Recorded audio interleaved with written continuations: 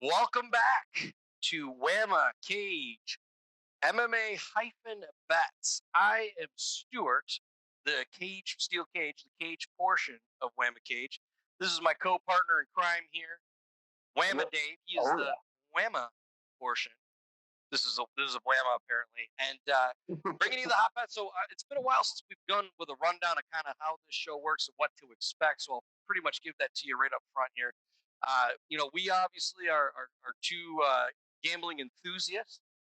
We do not recommend peeling off your 401k to place these bets. However, if you've done that, year to date, you've increased your pay. I'll just say that and leave it at that. But we do not go over every single fight on the card. We only give you the ones that we think are the most value and the ones that we are betting physically ourselves. We often post these bets too for clarity, whether it be the good, the bad, or the ugly. Last week was not as hot for myself. I don't know about you, Dave. I did get my nuts tied in a Bavarian Inn pretzel on one of the calls on the burrito call.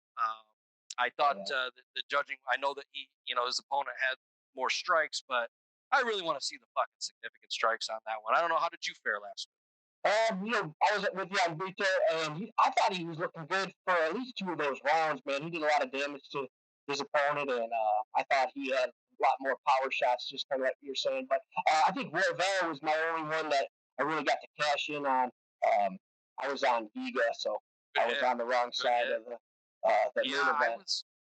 I did win on that side, but unfortunately, Burrito did ruin a lot of my parlays I had going. However, what a main event! I think we might be seeing a new meta, within the UFC with the elbows. It was like elbow combinations, and I'll tell you, man. And for those of you listening, if you go look at there's a post picture circulating. I actually sent it to you, Dave. Yeah, Giga's face. When you take that many elbows to the face, that's exactly what you expect to look. I mean, Giga's not going to look the same. No, what a tough SOB, man. He took a beating, just like, we knew Cater could take a beating, but man, Giga just took an ass whipping. I think it all stemmed from it. Looked like he slipped in the first round, and they got into a grappling match, and then his gas tank just went away, but his chin stayed. Man, he took an ass whipping. He did take a beating. I'll give him that. That's an angle we didn't see. I think you got it, though. The gas tank wasn't there towards the end, and he was in survival mode, and there wasn't going to be that elite strike that he needed to put Cater out.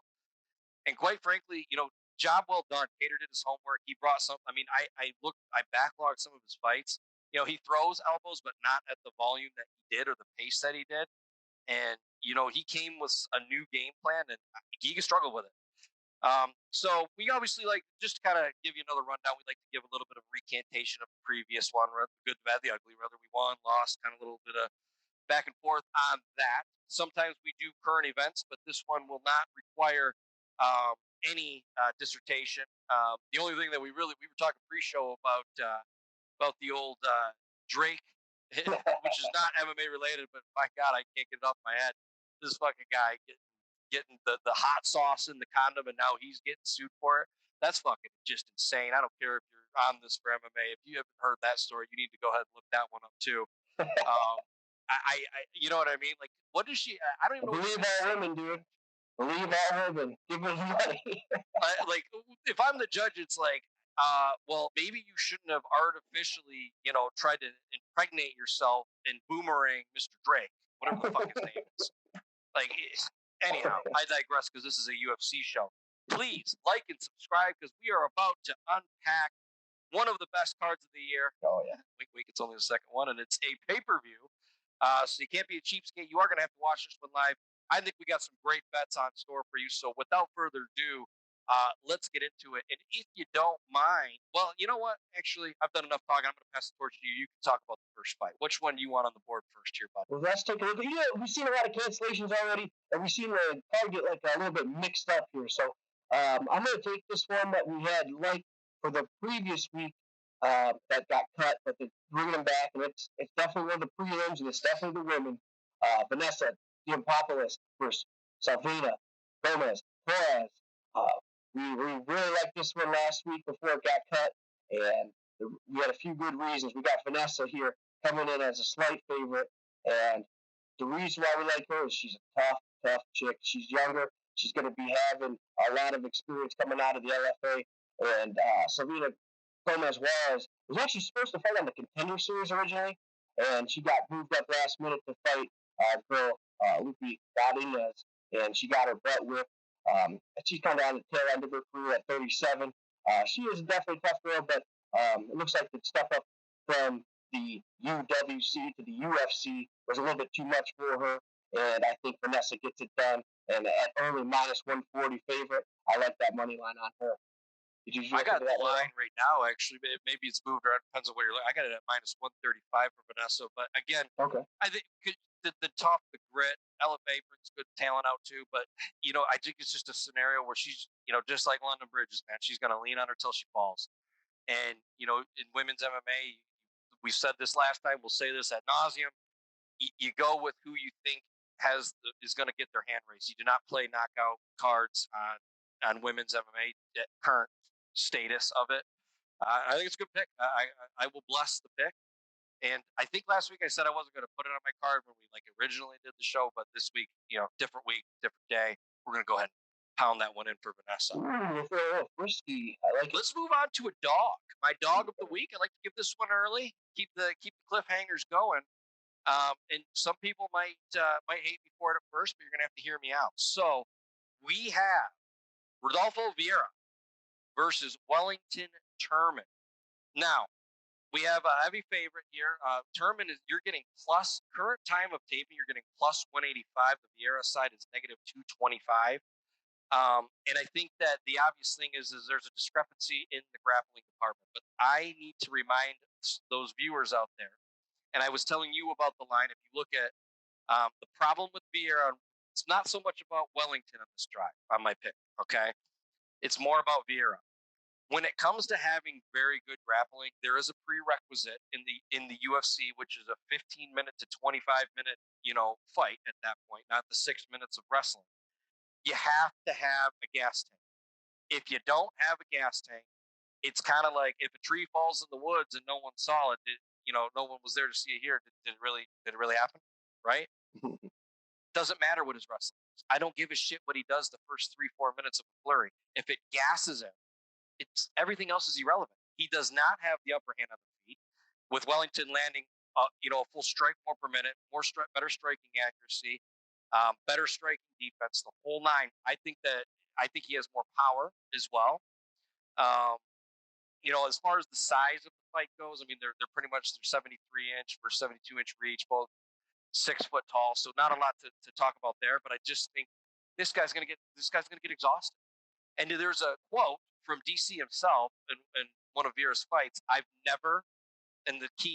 This is a commentator. They don't say shit like this. I've never seen someone so gassed after the first round in my career. That is a strong statement that DC doesn't just float out there. He's not he's one of the more controlled guys, I think, out there. He doesn't shoot from the hip. And I think that speaks a lot to it. If you watch the fight, he was damn spot on. And if this guy gets tired, you're getting plus 180 money, and you're getting the better gas tank and the guy with more power, in my opinion. I just see this as a pound. Very good. Plus 185. My goodness. How can you miss on it, in my opinion? You're not even missing that much. Even if he does lose, whatever. Plus 185? You don't have to even put that much scratch on it. Yeah, I like that one. Your boy Vieira, he just looks like he's got like a Mr. Olympia chest on him. He's got a lot of muscle to be moving with that grappling. Now, we know he's coming from grappling, but man, it's a whole different ballgame when you got someone punching you in the face too. That's killing your gas tank. So I like the underdog pick here. I don't like to put my money on people that they push all their chips into the middle on the first round. It's just not. It's not good for business. Yeah, you could score out, but really you're not going to score a knockout with grappling. What are the fucking odds of that? Not that impressed with Wellington's last 2 fights. A win over Alvey, which borderline questionable. Lost to Silva.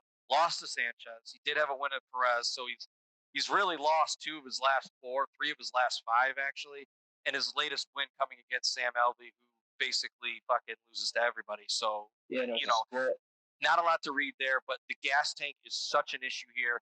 You look at the line. Give me Wellington. Yeah, you can't hit on that dog, really.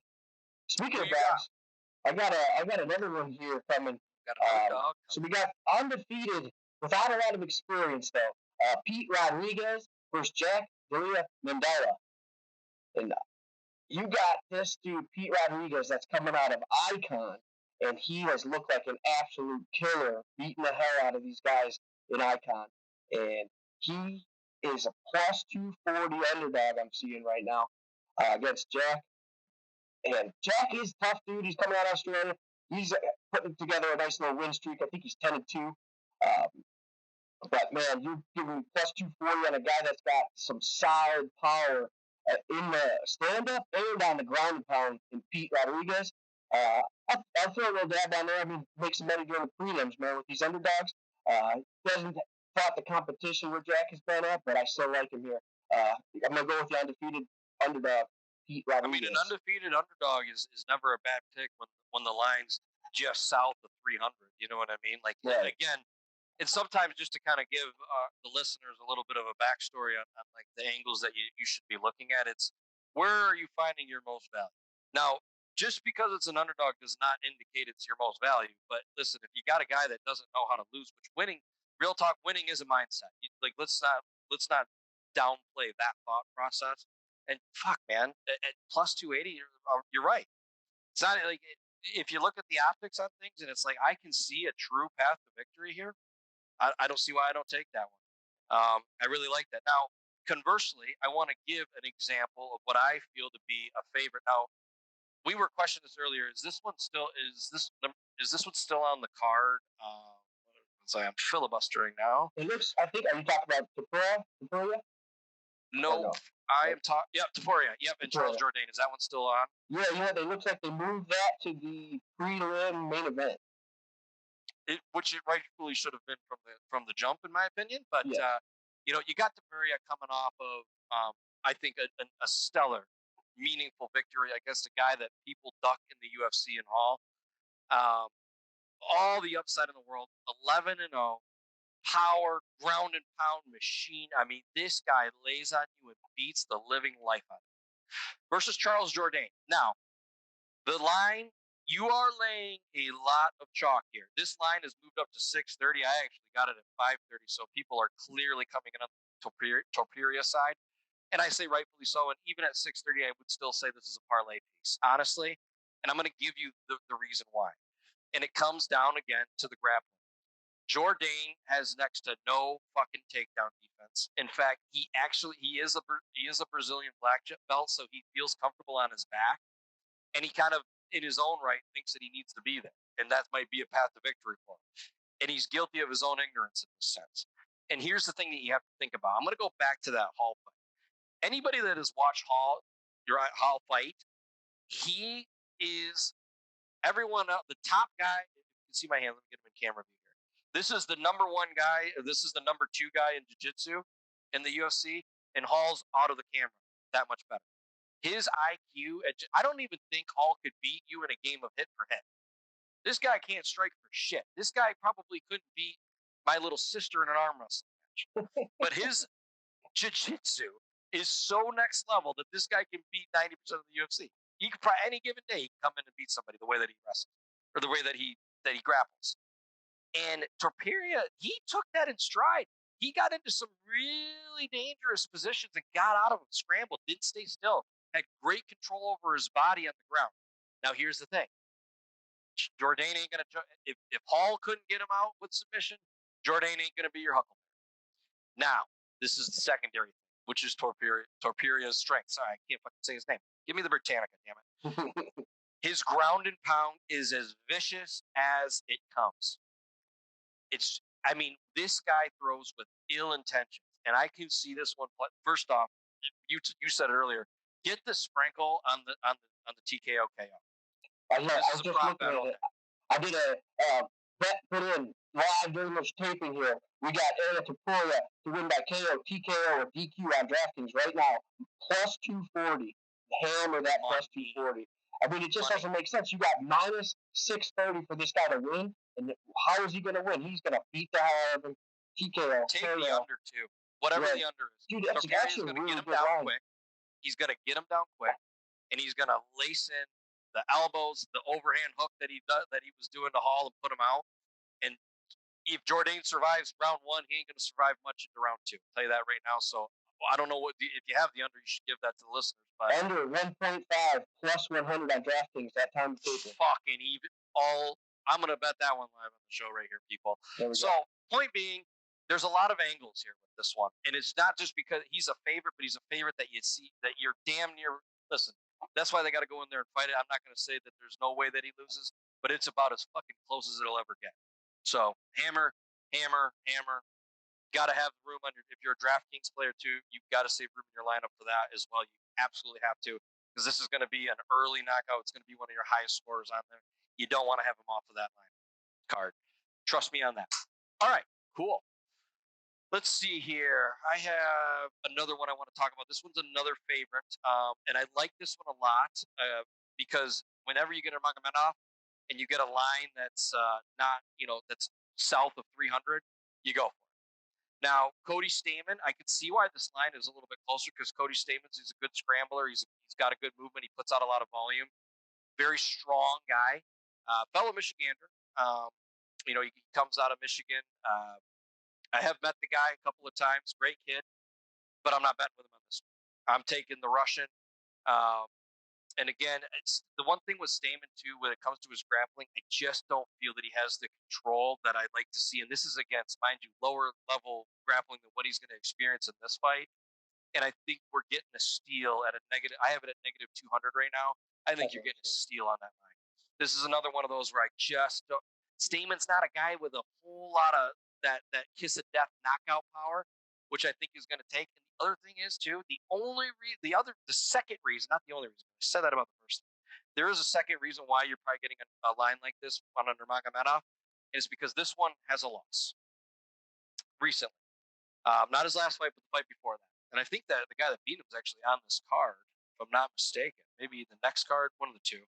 But in any case, this one for me is Nurmagomedov all the way. You talk about the grappling statistics, the everywhere. Even in this guy, Syed is a striker too. Syed lands 4.65 strikes per minute, and he only absorbs about 2.37. So this guy is just as good on the feet, I think, as he's going to show you on the ground. And that's just the way that I got to go with this one. Now, you do have a little bit of. I do want to point out though, the takedown defense for Cody is not bad at 75%. Do what you will with that, but I just don't think this is a good matchup for Cody Stamann. I am a fan, but not going to bet with him on this one in particular. I don't know if you have a different angle here. No, I would like to bet with Cody as well. Like to bet with these Michigan guys, but coming off of 2 losses and then having a really tough fight with the Nurmagomedov, it's going to be a rough round for him. I might put one unit on there if I get all pumped up on Saturday night and just want to see a hometown guy win, but I wouldn't advise the people for this one. Yeah, and if you want to just do a single bet, listen, you can look at it like the stock market. It's like, listen, I just get a percentage up on my money. Depends on how you look at it. All right, we are moving along at a very nice pace. Man, what a featured co-main and main event! This card is stacked. For real. I don't want to spend. I'm going to say this, and then we might just do it because we talked about this last card because he was supposed to be on there. We're talking about Michel Pereira. He got called off. We thought there was enough time to slip him in there, which would have made that a really, really good fight night had they kept him on there. I'm sure of it. But they elected to just move him to this stack card, which is great. I get to see him this week. Here's the deal. It's very simple. I'm going to keep it very clean and simple for you. Michel Pereira has the most athleticism in the UFC. I don't say that loosely. The guy is an absolute athletic juggernaut. Powerful. You can't corner him. You close in on him. He's great. He's got 100% takedown defense. He can do whatever he wants to. You got one caveat. Does he decide to showboat? Is he going to jump around like Richard Simmons in the first round? If he does that, does the backflips and all that shit, like what's that fucking Michigan State gymnast? If he does shit like that early on, then you're screwed because the gas tank goes. It's not, and people get this one wrong. They say that he has gas tank. No, he doesn't. He has showboating issues. You go out in your backyard and do 6 backflips and tell me how out of breath you are. I don't give a shit what you say. That's the problem. Now, of recently, when he's kind of starting to make that run. A great win over Nico Price, Williams, and Medivh. His last 3 wins, he did showboat in all 3 fights, but he saved it for towards the end or when he thought he had. And the point I'm trying to make here is I think he's kind of got the right people around him where it's like, man, you can make a run at this. You are a raw talent, a very raw talent. You can only fuck yourself if you do shit like that. Maybe it helped get his foot in the door, made his name bigger. Because listen, I'm all for like get the crowd pleasers, and I'm even good if he's got the fight on wraps. Like he did a little bit against Nico Price, but we knew he had rounds 1 and 2 on lock. He took a few towards the end, but then he showboated a bit. I'm actually okay with that. Whatever, be a man of the people, but don't pull that shit out in round 1 or 2. And here's the deal: for betting's sake, I'm banking that he won't. He hasn't done it the last 3 fights. So I'm thinking this one won't be any different now that he's really, kind of making this title run that I think that he rightfully could go on. And I think people are telling him that if he doesn't do it, there's no way he loses. Bottom line. I don't know what your thoughts are. You've changed him since the last one. No, man, I like him a lot. I think he's actually fighting a guy that has a worse chance of beating him in André Featherweight. But I don't even have a recent stat list on this guy. Really? Yeah, man, I like him as a parlay piece. I kind of was digging while you were talking to see if there was any good, winning method lines or over-under lines. I think they got it priced pretty well on all those things. So I like him to win this fight, but I just got him as a parlay piece, like you were saying. I'm not going to be laying the minus 280, minus 300 chalk on him by himself. And I don't really like him by TKO, DQ. You weren't getting much value on it, and he can have fights that go the distance. He's real explosive, but he can also win by decision a lot. So I don't know. I think I just like for him the as a listeners out there. We try. Listen, if there's a dog that we think is strong and it's going to make our ticket, we will give it to you. But this, I like a lot of the favorites on this card, admittedly so. We try to give you like angles on like how we're going to play it, where maybe you're going to get the best bang for your buck because you're just a degenerate if you take a neg 630 guy and just fucking lay the house payment on him. That's not really the smartest way to play these sometimes. But in any case, especially with a guy that has a history of backflipping in the first round. But again, I think it's good. It's cool. We're good on that. Now.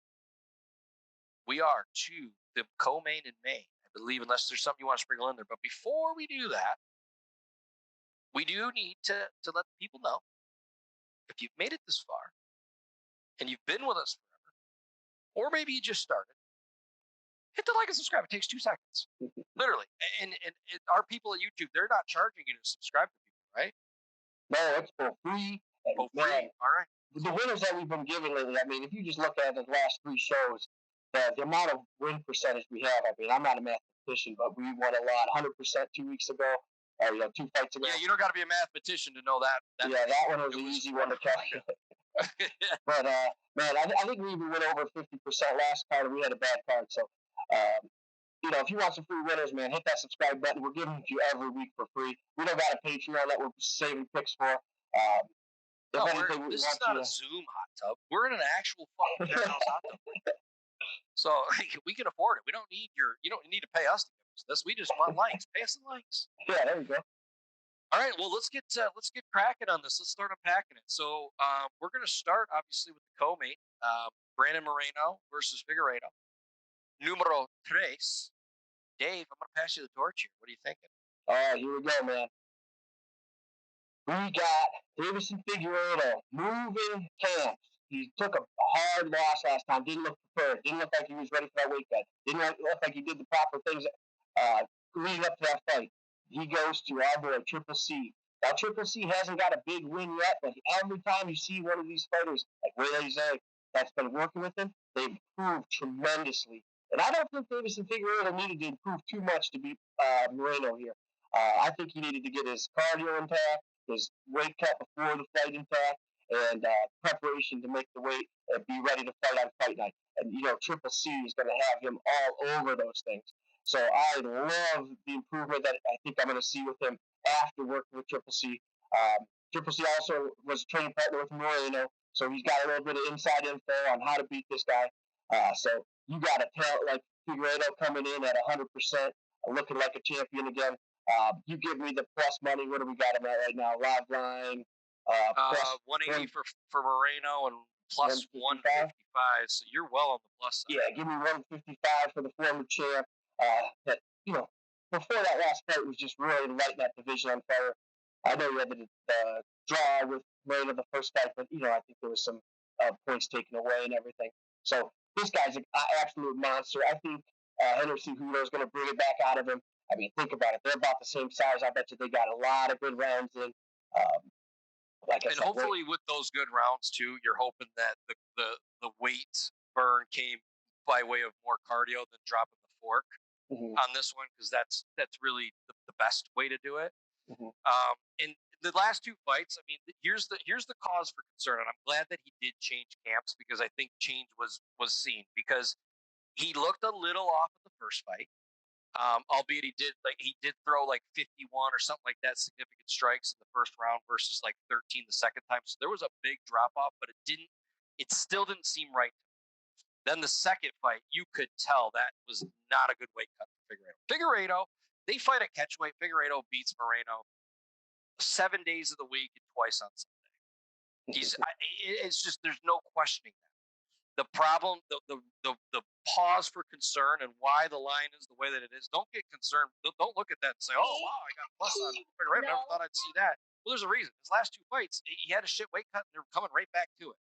And one thing that Moreno does very well, which is the sauce to beat someone that, that probably can outman you in every aspect that is measured in an MMA fight, and that's the gritty gas tank. Moreno will fight a dirty, gritty fight, and he will go the distance, and you got to put that guy out on a body to get his ass out. And Figueiredo really needs to be ready to go 5 rounds with this guy. 100%. I know Moreno. One thing if you put Moreno on your ticket, you're getting 5 rounds on him, or he's going to die trying. And that's not, it's easy to get behind that. I'm going to take the cheap route here. I am leaning Figueiredo side, and I hate to cop out. I really do. I appreciate that you gave an official bet. And before you go into hearing what a lot of the commentators, I'm sure you, like us, you watch other YouTube creators and see what they have to say and match them up and then make your picks from there. No harm in that. But I'm going to give you a different side. I know everyone's saying I'm going to wait till the weigh-ins, but I'm going to give you a different angle. And for those of you who wrestled, understand exactly what I'm talking about, or did any weight cut of any capacity. It's not, we know that the weight cut is hard and it's a lot for Figueiredo. We know that. That's always been the case in every one of his fights. But it's not always about the weigh-in. It's about what you do after the weigh-in. Did you go get a bucket of Church's chicken, fried chicken, and just swallow it whole and overindulge? Then sleep your ass off all fucking day? Or even worse, not sleep at all, not have, not feeling that well, having a headache from the way that from what you ate like shit. Different things that you can put back into your body. After you're sucked down like that, your body is very vulnerable. And what you do next is very important. I want to see, and me and Dave talk about this a lot. We haven't on this show, but we actually love to do this, just so you know. That we don't give you these picks because we kind of just fly by the scene. But we talk about a horse that shits. This is a betting tactic that exists primarily in horse racing. One of the reasons that they circle the track is so that the bettors can take a kind of a look at the horses and kind of see confidence levels. That's how they get their edge in horse racing, right? And I think that exists in combat sports. I want to see his demeanor on fight day. I want to see, the UFC puts on, especially in their pay-per-views, they put on a great production, the lead up to the fight, all these things that matter. But I want to see kind of his demeanor when they got him in the back room warming up. I want to see when he comes out. You can place a bet right up until the bell rings. And that's exactly what I'm going to do. I'm Figueiredo until he proves me otherwise. So it's not up to me if I come off the Figueiredo side. It's up to him and what I see. But I want to kind of see his demeanor, his lax, kind of see how he feels. If he's just like that angry, grumpy ass that he was last time, I'm going Moreno, because that means he didn't have a good weight cut. He's just trying to get in his head. He's trying to play mind games because he's just sucked down, hungry, probably not doing the right things, and he's not going to have a good fight because he's not going to be able to go 5 rounds. But it is on him to prove that to me. He looks loose, and you can tell how it's a feel thing. I can't give you like the thought process, like what you should be looking for. You just have to vibe it. And that sounds so adolescent, and I agree. But you could get like you could score on these bets, man. Like especially when you get an underdog, you're like, that's the horse that shit. I'm going with this guy. He's ready to kill that. It's kind of like too when we're watching, and you can tell if the guy's got these gas tank issues and they win the first round, and they got that body language, like the next 2 rounds are going to be tough for them. And Vegas hasn't had it, put into the live line. You can get a lot of value on lines like that, and just knowing about if they have the gas tank, knowing about his body language, knowing about what the corner's saying to him. So I'm happy you brought that up, man. I know we've tried to do these TikToks and the YouTube shorts during the fight. And a lot of times I'm noticing that these aren't getting out to the people fast enough. So along with the YouTube shorts and the TikToks that we'll be doing while we're watching the pay-per-view this weekend, I'm going to also be trying to really start pumping out our Twitter. I think that's the fastest way to get these bets out to the people. So make sure you like us and follow us on Twitter. That's Ramacage Bets on Twitter, and I'll put the link in the description here. But we're going to be live betting it, and we'll post every bet that we do. Challenge too. So yeah, $50 challenge. Which we'll explain that on the TikTok, where you can go on previous shows and see kind of what that's all about. But that's a whole lot of fun, and that's one that you literally, because remember, MMA is a mano-a-mano sport, so there's something that you can tell when you talk about demeanor when they come down the line, and you just place your bet each time. You don't have to bet 50. I made that mistake the first time. You bet whatever you're comfortable betting. 50 is your bank, and you grow it as far as you can go, or you fucking drain it. One of the two. And our record for one night, starting with $50 bankroll, has been set by the steel cage. He turned his $50 into a whopping $524. The Nunez Poirier lost night. So wow, what a return rate on that. Blind squirrel finds a nut. Had to go Pena though. There's no value the other way. All right, we're to the main dish though. We are to the main dish. We have, and I'm going to start off with the line because I think that's important. We have Gane versus Francis Ngannou. Francis, in my opinion, just so you know, I mean, Gane he is the interim champ, but he is not the champ until he proves himself against Francis. Francis lost it maybe by his own accord, whatever you want to call it. He's the guy that you got to knock off the block to really say, I hold this belt. Dave, what are we going with here? What a hard fight to pick on this, man. I mean, Francis Ngannou, we've sat in cage side basically and watched him rearrange Alistair Overeem's face. Just a scary guy, a big guy, powerful guy. Everything about him just makes it so hard to bet against him. But man, with the CIRYL GANE, he's for real. He's not like these guys that Ngannou has been fighting. These older, lumbering heavyweights that he can really put some power into and land on. I mean, I think God knows that Francis got this power. Gane's trained with him. He's seen it. And, he's using the coach that Ngannou went away from. So I think they're putting together a game plan to use this guy's speed, this guy's athleticism, and use his knowledge of kickboxing to stay away from that power that Ngannou has and really get the win here. If it gets out of the second round, I don't see any way Ngannou wins this fight. And I think that's what Gane's going to be waiting for here is that third round to really start putting the heat on him, hitting that gas tank where it is. I mean, all that meat on Ngannou, that takes a lot of blood, takes a lot of oxygen, takes a lot of gas to feed. So I got Gane here by decision or maybe a late round TKO stoppage, mostly a gas tank TKO. What do you think here? Yeah, so I forgot to give the line. Francis coming in at plus 130, Gane coming in at negative 150. And you're right, that's a lot of man to move around. And just in case you were wondering, because I know that, Francis, whether it's steroids or something else, you see a tale of two different body types.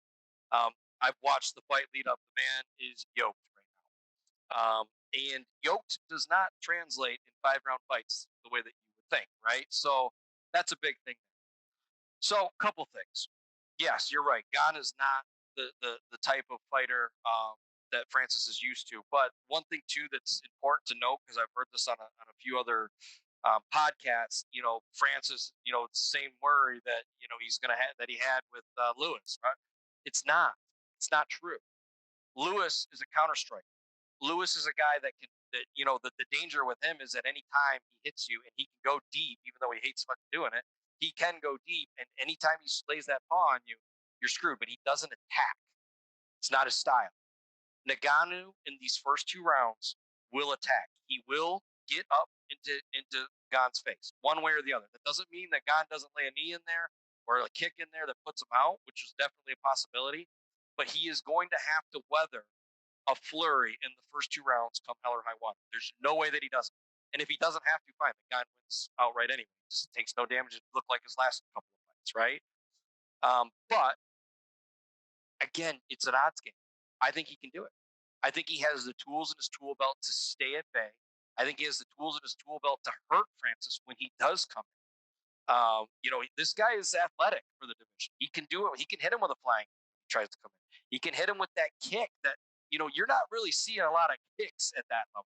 Like good kickers, right? He can punch one of those down punch a kick. There we go. He can throw one of those right down center field. You know what I mean? And I think if he keeps them at distance, which to me, Gane has shown that he has the ability to do it. He really does. And like you said, here's the thing. You're going to have to sweat these first 2 rounds. This is not like the Lewis fight. These first 2 rounds, I think Francis might even get his licks, but hopefully it's not clean. Because the one thing that you do know about Francis, regardless of anything, if he drills you are sleeping. You are sleeping. Whether it's the first punch or he's another one of those fighters, when he smells blood, he's very good at finishing his attack. But outside of that, man, after round 2, he's just going to piece him up.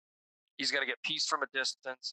That flourish, come forward, attack won't be there. You've seen Francis before in his first fight with Stipe.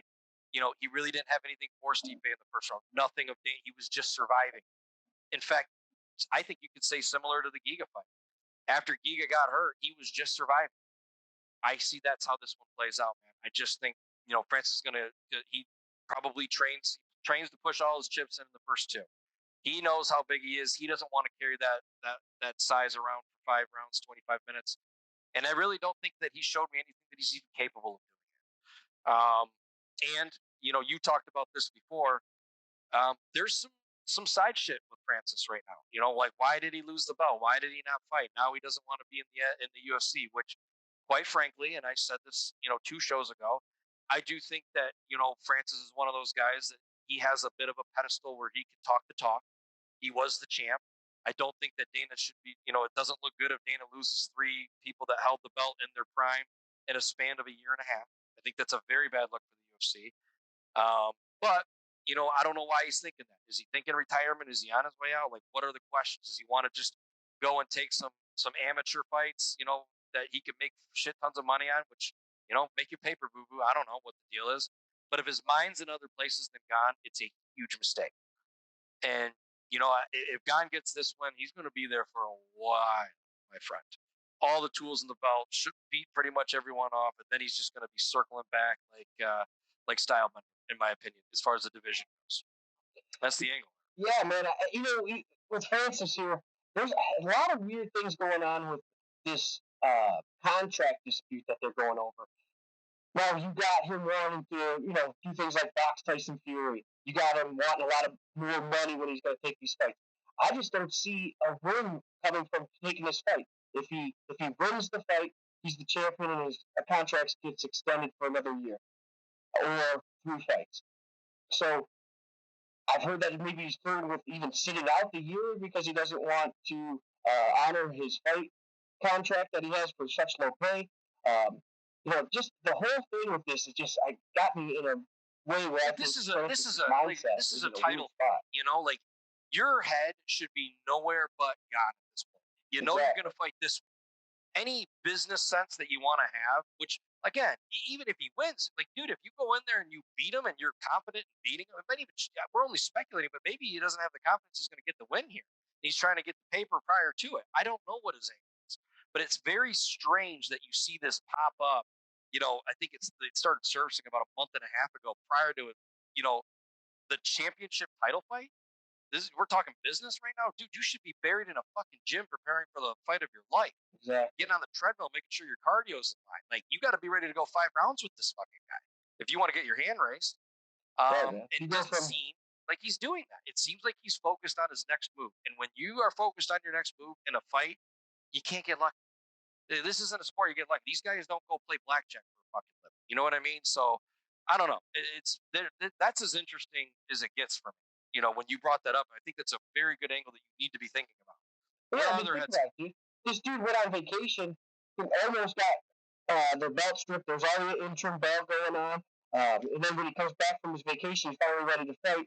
All you're hearing about in the news is how he wants to box rather than do MMA. So I mean, you think Don's thinking about anything besides beating the hell out of Francis Ngannou for the last 6 months? Don's gonna come ready.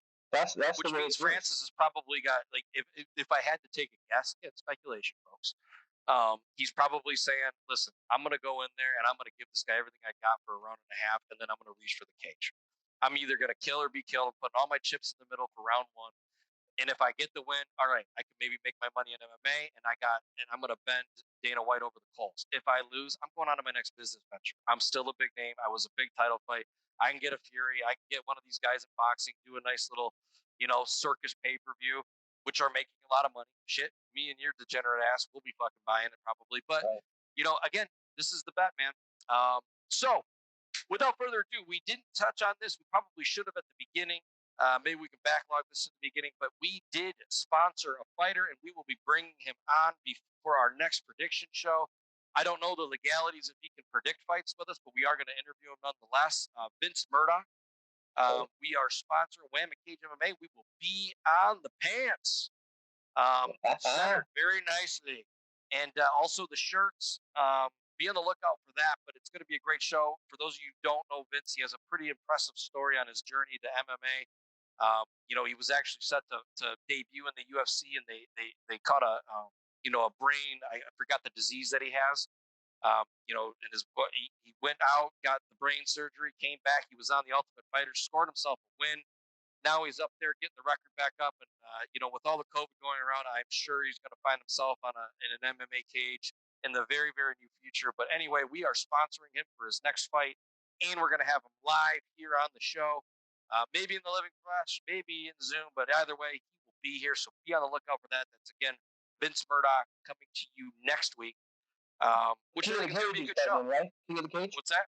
It's a King of the Cage. It's not King of the Cage. No, I think it's TWC, I believe is what it is. Okay. For those of you who don't know, so if you're not officially on the UFC roster, a lot of these MMA fighters go to separate. They're professional fighters, so they're on the pro circuit. But they can kind of jump around between not Bellator anymore. You used to be. He has fought on Bellator.